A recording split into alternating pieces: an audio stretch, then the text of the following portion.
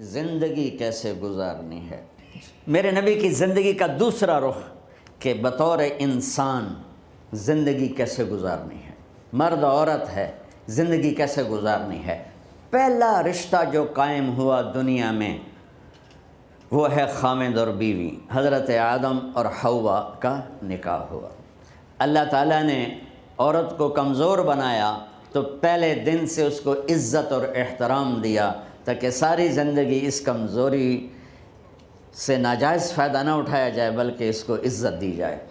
کہ آدم علیہ السلام کے لیے مٹی اکٹھی کی، پانی ڈالا، گوندھا اور ایک اسٹیچو بنایا اور ڈال دیا۔ جب وہ خشک ہوا اس میں روح ڈالی اور پھر وہ ننگے بدن تھے، پھر ان کو جنت کے کپڑے پہنائے اور جنت میں ڈال دیا۔ اس کائنات کا حسن بھی عورت سے ہے اور جنت کا حسن بھی عورت سے ہے۔ حضرت آدم علیہ السلام جنت میں، لیکن بابے جی دا دل ہی نہیں لگتا، کلے کلے ہی ٹرے پھر دیں۔ اب اللہ نے عورت کو بنانے کا ارادہ کیا تو اللہ ایک ڈھیر مٹی کا اکٹھا کر کے عورت کے لیے بھی بنا دیتا اور اس کا اسٹیچو بنا دیتا اور اس کو خشک ہونے دیتا، پھر اس میں روح ڈالتا، پھر اس کو کپڑے پہناتا۔ آپ حیران ہوں گے، سبحان اللہ، اللہ نے ایسا نہیں کیا۔ آدم علیہ السلام سوئے، آنکھ کھلی تو دیکھا ایک خوبصورت حسین عورت۔ یہ بات اکثر لوگوں کو معلوم ہوگی کہ یوسف علیہ السلام دنیا کے حسین ترین انسان تھے، اور یہ بات شاید کسی کو معلوم نہیں ہوگی کہ دنیا کی سب سے حسین خوبصورت عورت حضرت حوا ہے۔ حوا جن پر بڑھاپا آیا ہی نہیں، 1000 سال کے قریب زندگی گزاری، بڑھاپا نہیں آیا۔ حضرت آدم اور حوا قریب عمر تھی۔ حضرت آدم کی عمر تو کتابوں میں مل جاتی ہے 1000 برس، لیکن حضرت حوا کی عمر کتنی تھی یہ کہیں پڑھنے کو ملا نہیں، اس لیے میں اندازہ کرتا ہوں کہ قریب ہوگی۔ بڑھاپا نہیں آیا، بیماری نہیں آئی، اور حضرت حوا کو مینسز بھی نہیں آتے تھے۔ یہ عجیب بات آپ کو بتاؤں، اللہ نے اتنا جنت کا ان کے اندر نمونہ رکھا۔ تو جب حضرت آدم کی آنکھ کھلی تو دیکھا ایک حسن کا پیکر، انہوں تو جنت ہی بھول گئی۔ کہنے لگے یا اللہ ہن دل ٹھریا جا کے، یا اللہ کون ہے؟ کہ تیری بیگم۔ کہ واہ جی واہ، موجاں ہی موجاں۔ تو اللہ تعالیٰ نے نکاح پڑھایا۔ سبحان اللہ، اپنے نبی کی شان دوبارہ سنو۔ تو اللہ نے کہا آدم اپنی بیگم کا مہر ادا کرو۔ تو وہ پوچھنے لگے کیا مہر ہے؟ دیکھو ایک بات سنو، مہر کسی کی بیٹی کی قیمت نہیں ہوتی۔ $1 ہو یا $1 ٹریلین ہو، بیٹی کی کوئی قیمت نہیں ہوتی۔ یہ ایک نشان ہے کہ اس بچی پر اب یہ جو خامد ہے وہ موت تک خرچہ اس کے ذمہ ہے، بیوی کے ذمہ خرچہ نہیں ہے۔ خامد کما کے لائے گا اور اپنی بیگم کو کھلائے گا، اور بیوی گھر کی ذمہ داری نبھائے گی۔ تو خیر وہ الگ بات چلی جائے گی۔ اللہ تعالیٰ نے کہا کہ مہر ادا کرو۔ کہا جی کیا مہر ہے؟ تو میرے اللہ نے کہا تیری نسل میں میرا آخری نبی آئے گا، اس پہ ایک دفعہ درود پڑھ دے، یہ مہر ہے۔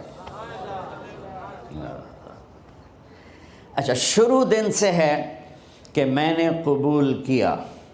قبول کیا کا مطلب ہے کہ میں اس لڑکی کو قبول کر رہا ہوں، اس کی کمیوں کے ساتھ بھی خوبیوں کے ساتھ بھی۔ اور جب لڑکی کہتی ہے سائن کرنا قبول کیا ہے، یا زبان سے کہے قبول کیا ہے، تو یہ اس بات کی گارنٹی ہے کہ میں نے اپنے اس لڑکے کو خامد ہونے کے طور پہ قبول کیا، اس کی کمیوں کے ساتھ بھی، اس کی خوبیوں کے ساتھ بھی۔ اور جو ہی شادی ہو کر ڈولی سسرال کے گھر جاتی ہے تو ٹیسٹ شروع ہو جاتا ہے، کی کر دیے، باندھی کے میں، اٹھیندی کے میں، بول دی کے میں۔ اور اس میں بہت زیادہ نیگیٹو کردار ہے سسرال کا، کئی لڑکیوں کا، کیونکہ ہم نے اپنے نبی کی زندگی نہیں قبول کیا۔ یہ واجب ہے کہنا قبول کیا، کہ جس میں پیغام ہے کہ اب میں اس کی میں کوئی کمی ہے وہ بھی قبول کروں گی، کوئی خوبی ہے تو سر ماتھے پر۔ اور لڑکا کہتا ہے کہ میں اسے قبول کرتا ہوں اس کی خوبیوں کے ساتھ بھی کمیوں کے ساتھ بھی. یہ بات یاد رکھنا، پرفیکشن کبھی تلاش نہ کرنا، پرفیکشن کبھی تلاش نہ کرنا. اللہ نے 100 نمبر نہیں مانگے، 51، ایک نمبر اوپر ہو گیا. گناہ تمہارے 50 ہیں اور نیکی تمہاری 51 ہے، تو اس ایک پر ہم تمہیں جنت میں ڈال دیں.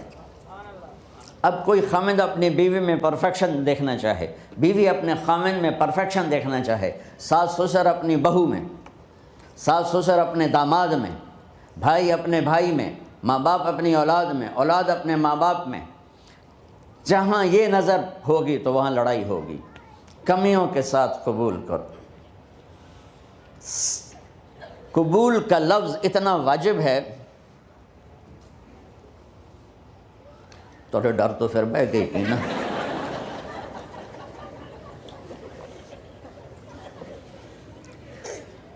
قبول کا لفظ اتنا ضروری ہے کہ اس کے بغیر نکاح ہی نہیں ہوتا. میں یہ کئی جگہ لطیفہ سنا چکا ہوں، اور واقعی قصہ بھی ہے، ایسے لطیفہ نہیں ہے. میرے دوست ہیں، ذمہ دار ہیں اچھے، تو ان کے گاؤں کا ایک بچہ چھوٹی عمر میں بسوں پہ جا کے نا وہ جاب پہ لگ گیا. تو اس کا کام ہوتا ہے بس کو صاف کرنا، ڈرائیور کو چائے پلانا، اور جہاں کہیں رش ہو تو اس کو ڈائریکشن دینا، استاد جی کٹ لو، استاد جی آن دیو، استاد جی جان دیو. تو یہ اس کا محاورہ بن جاتا ہے. اب اس کا نکاح ہوا تو مولانا صاحب نے کہا بھائی عبد الرحمن، میں فرضی نام لے رہا ہوں، نام مجھے اس کا یاد نہیں، عبد الرحمن زینب بنت اسلم نو تیرے نکاح دیتا 500 مہر تو قبول کیتا. تھوڑی دیر سوچ کے کہندا جی آن دیو. اس نے ساری زندگی آن دیو ہی سیکھا تھا. تو اس کے بھائی نے اس کو نہیں ماری تو کہنے لگا جی جان دیو. مولانا صاحب نے کہا آن دیو جان دیو نال کم نہیں بننا، تو آگا میں قبول کیتا.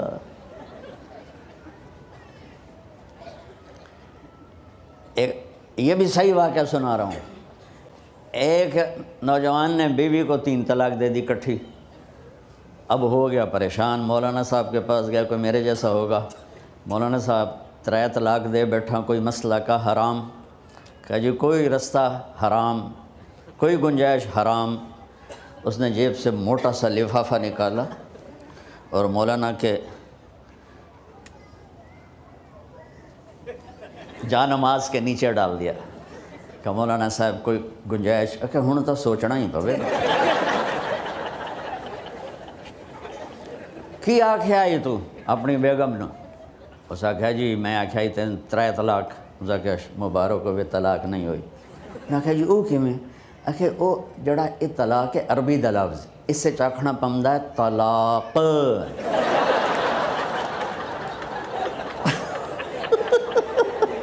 یہ آپ کو صحیح واقعہ سنا رہا ہوں. تو تم نے تو چھوٹے کاف کے ساتھ کہا ہے طلاق. او کاف تا کتے آلا ہے. موجاں کر ایک لفافہ ہو راوے تو چاہے ساری زندگی دا حلال کر دے. لفظ قبول اتنا ضروری ہے. تو میرے نبی نے 11 شادیاں کی، اللہ کی قسم شوق کی نہیں تھی.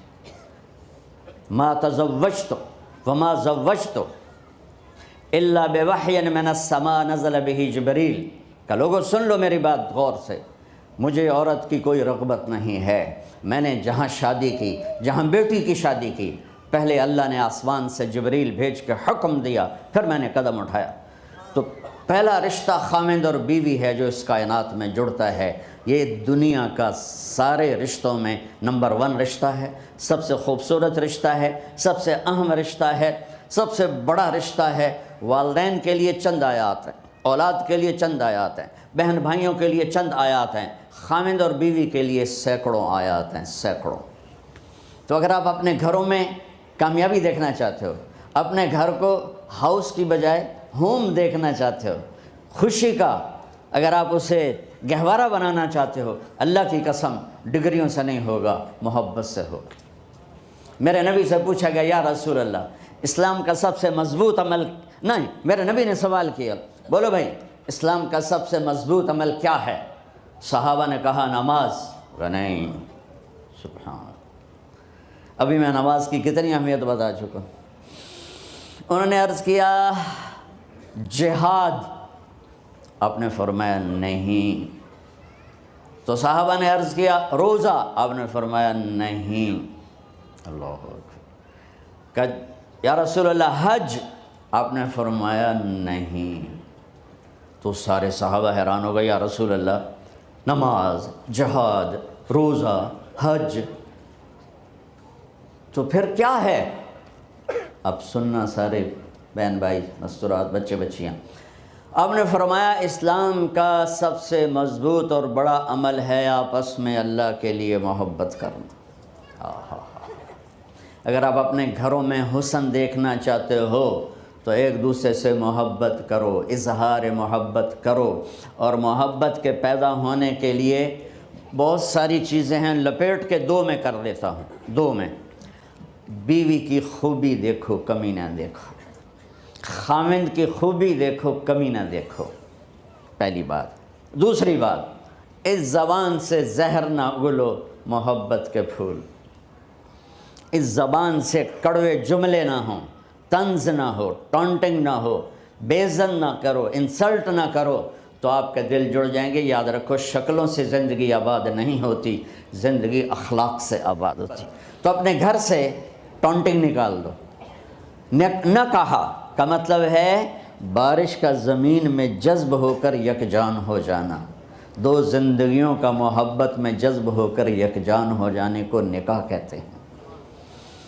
نہ کہا آنکھوں میں نیند کا اتر کے سلا دینا، نہ کہا خاوند اور بیوی کا ایسی محبت دینا کہ چین کی نیند آ جائے، نہ کہا اعتماد کرنا، بھروسہ کرنا، خاوند بیوی پہ بھروسہ کرے، بیوی خاوند پہ بھروسہ کرے، اے نوے لوک لوک کے فون چیک ہو رہے ہوئے، کال کتنے کی تھی، کال کتنے کی تھی۔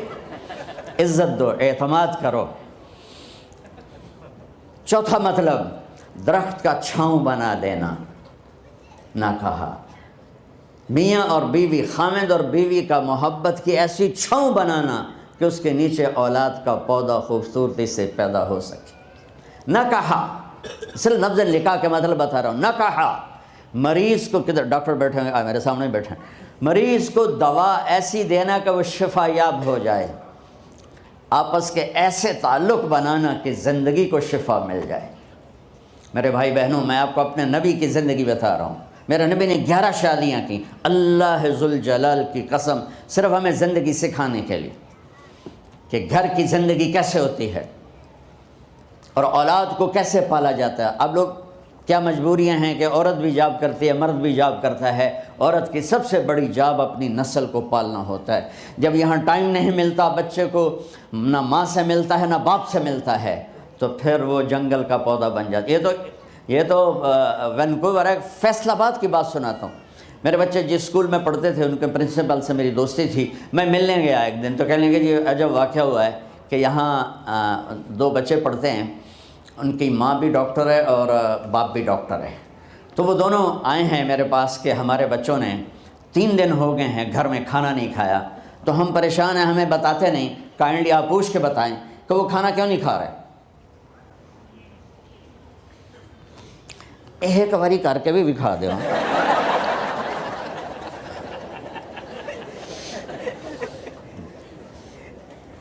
ہمارا دین اتنا خشک نہیں، ہمارے مولوی صاحبان نے زیادہ خشک بنا دیا۔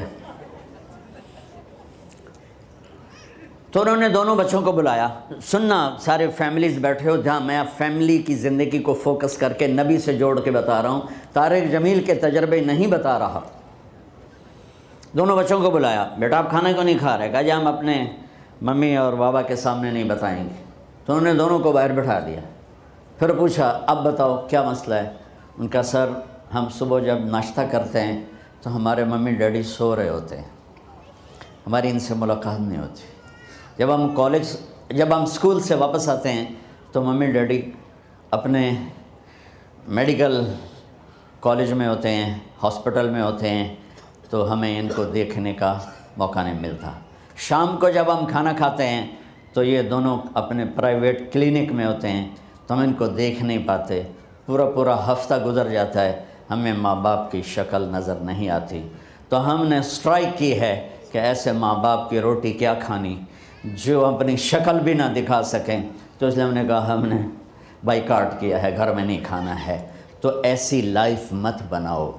یہاں ایک بہت بڑا چکر شیطان دیتا ہے، بڑی گاڑی لے لو، $100 کی قسط تو ہے، اور بڑا گھر لے لو، $200 یا $100 کی قسط تو ہے، پھر میاں بھی کام کرے، بیوی بھی کام کرے، جو کہ بڑا گھر باقی رہے، تو خوشیاں تو مٹ گئیں۔ جو ڈبل جاب کرے گا، پھر ڈبل جاب کرتے ہیں، ڈبل جاب کرنے والا بیچارہ تھکا ہوا ذہن لے کے آتا ہے، وہ کیسے ٹائم دے گا اپنے بچوں کو خوشی کے ساتھ؟ جو ماں جاب کر کے آئے گی، پھر کھانا پکائے گی، وہ جب اتنی تھک جائے گی تو اپنے بچوں کو کھلا ٹائم کیسے دے سکے گی؟ پوری کائنات کی ذمہ داری تھی میرے نبی کے سر پر، اور آپ اس کے باوجود روزانہ حسن حسین کے لیے وقت نکالتے تھے۔